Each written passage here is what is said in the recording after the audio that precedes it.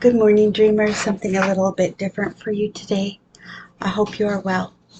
This is something that has been on my mind and on my heart for a lot this last little while. So I'm going to read you a poem and let it stand for itself. If you have any questions, feel free to call me or contact me. Feel free to disagree. That's okay. But this is just something that's been on my heart. It's called Things Unseen. I woke up yesterday morning on Sunday with a poetry headache, and I knew I had to get it out. And this is what came out. So this was written yesterday. Things unseen. The panic attacks in the shower because the dysphoria physically hurts. The anger when mom says, "But you must be clean for work."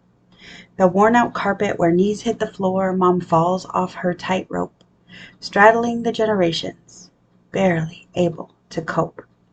Begging God to send a human being, anyone from anywhere, to tell her she's a good mom, hasn't damned her kids because of how she cares.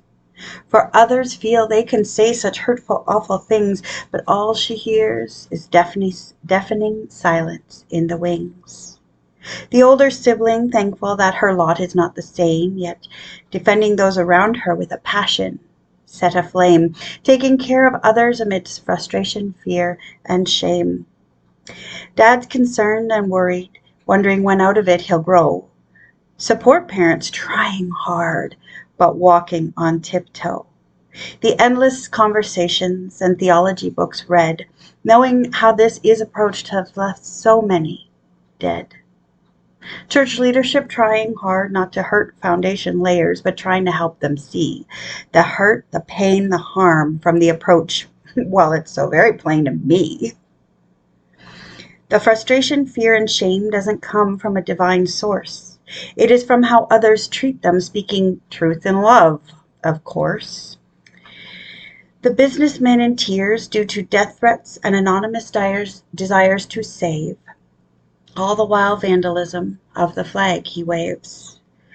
The way of Jesus Christ doesn't deal in casting shame. Instead, he brings the healing of the hurt and lame.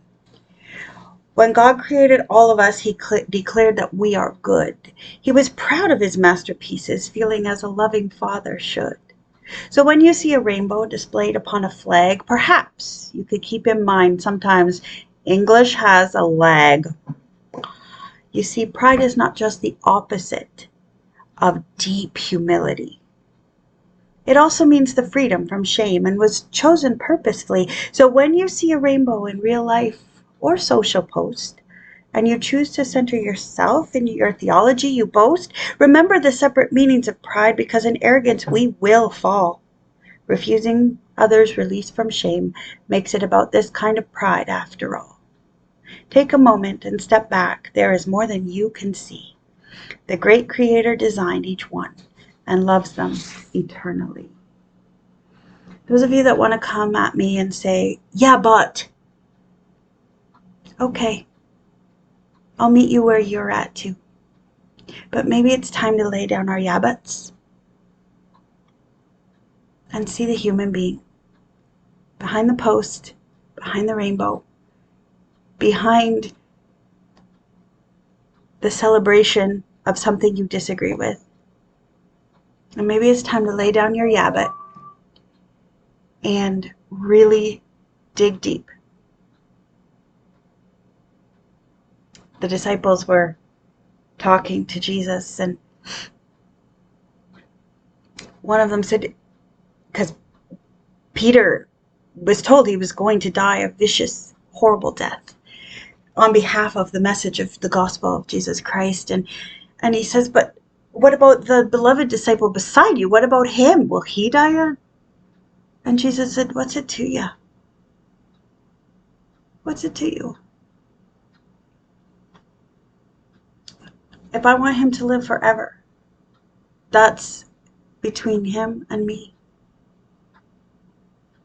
So if there are people that have not found favor with you, but they have found favor with God and been given a very, very challenging life because of how they have been created, what's it to you? It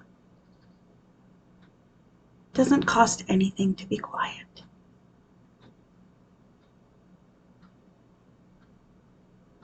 You don't know their story. So how about before we shut it down,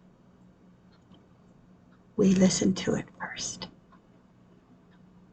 And maybe you'll see that celebrating who they are created to be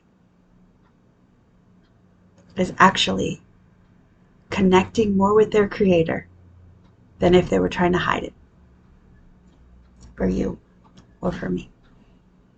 Know that I love you. Bye.